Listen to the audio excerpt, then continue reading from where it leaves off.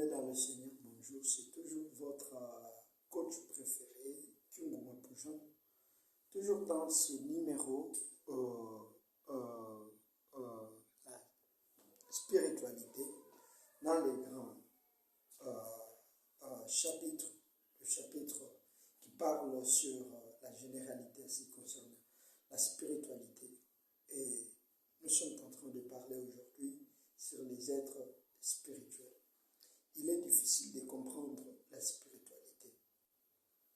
Ce sont les êtres spirituels qui nous ont aidés à constituer, à voir l'aperçu de la spiritualité elle-même. Alors, les êtres spirituels sont divers. Alors, aujourd'hui, j'aimerais quand même vous parler des êtres et ceux qui existent. Et ce qui existe maintenant dans la spiritualité.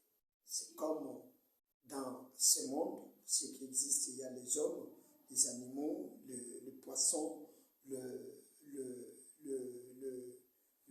oiseaux et consorts. Mais tout ce qui vit, on appelle les êtres. Maintenant, dans la spiritualité, les êtres spirituels sont aussi classés en plusieurs classes, mais se différencient en deux êtres. Il y a les êtres spirituels animés et les êtres spirituels inanimés. Les êtres spirituels animés, ce sont les êtres qui sont dans la scène, qui ont des pouvoirs, qui nous servent des messages, qui nous servent des atouts, qui nous servent des fonctionnements, tandis que les êtres inanimés, ça nous sert pour créer des incantations, des formules, ce qu'on appelle la prière dans des religions, quoi que ce soit. Maintenant, aujourd'hui, avec les êtres spirituels, vous serez à mesure de comprendre que tout ce qui se passe dans la spiritualité, la base est les êtres spirituels. Par exemple, les êtres spirituels animés, c'est l'ensemble des êtres qui animent la spiritualité avec le message, avec le fonctionnement, avec le service, avec même la force ou la puissance, le pouvoir qu'on pourrait en avoir grâce à ces êtres. Très bien. Parmi les êtres animés, nous trouvons les anges, nous trouvons Dieu, nous trouvons les démons, nous trouvons les esprits, toutes formes de l'esprit. En touchant les formes de l'esprit, il y a les esprits angéliques, il y a les esprits démoniaques, il y a les esprits sataniques, il y a les esprits méchants, les esprits impurs et les esprits humains. Donc, tous ces êtres purement spirituels, ça nous aide pour la fonctionnalité, ça nous donne le pouvoir, la force. Vous savez, si une personne vous dit qu'il est spirituellement, parce qu'il travaille avec un être spirituel qui est plus avancé que lui et qui lui donne le pouvoir, qui lui donne la capacité de tout faire. Vous voyez les occultistes et tous les autres, ils travaillent en fonction de leur maître qui leur donne le pouvoir en regardant ce qu'il est en train d'exercer. Si vous voyez un marabout, parce qu'il travaille avec certains êtres plus avancés, plus puissants que eux, et qui leur donne la connaissance de tout ce qu'il y a pour inspiration. Ça, ce sont les êtres animés. Leur rôle, donner le pouvoir. Parce qu'ils fonctionnent, ils donnent le message, ils communiquent et ils coopèrent. De l'autre côté, il y a les êtres inanimés. Dans le monde spirituel, les êtres inanimés, on les appelle les monstres qui produisent les quoi? Les incantations. Tout ce qu'un magicien, tout ce qu'un spiritain, tout ce qu'un religieux pourra faire, ça peut compter une forme de formule, une forme de numéro qu'on peut constituer. Et ce qu'on constitue, on les constitue avec les êtres inanimés. Et parmi les êtres inanimés, souvent,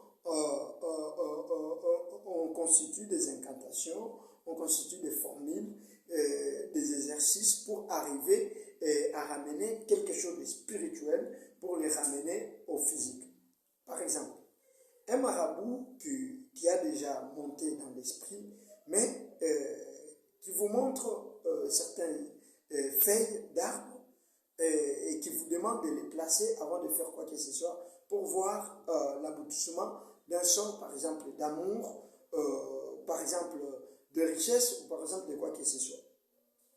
Et les choses qu'on vous donne, par exemple, les arbres, le feuille, les os, les écorces d'arbres, les racines, de l'eau, ce qu'on appelle par exemple dans la spiritualité, dans le religieux, il utilise plus les êtres inanimés. Les êtres inanimés, par exemple, on utilise les objets de la prière, la Bible, de l'eau, de l'huile, et tout les encens, l'ensemble de ces choses-là qu'on vous montre après avoir fait des incantations maléfiques et vous dit qu'il allait faire ceci et vous verrez cela et ça provient des êtres inanimés.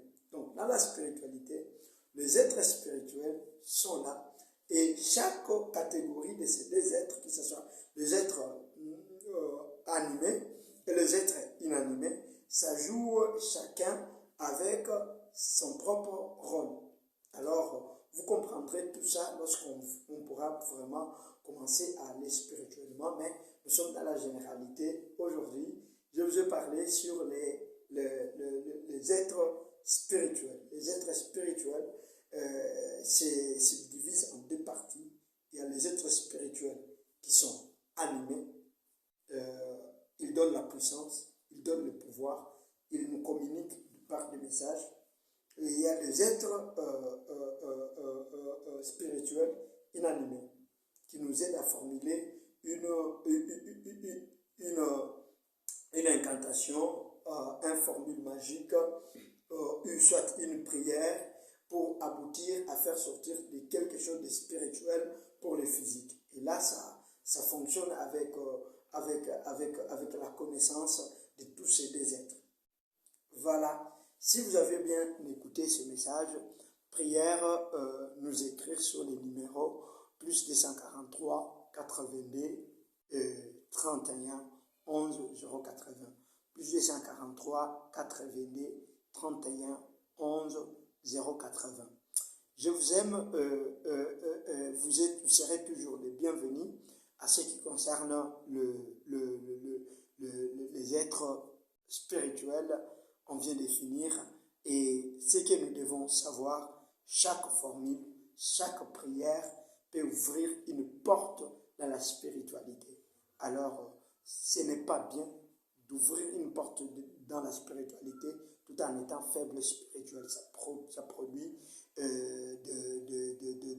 de choses telles que la folie, telles que des problèmes, telles que la sécheresse, telles que quoi que ce soit. Attention avec la spiritualité, c'est un terrain tellement glissant.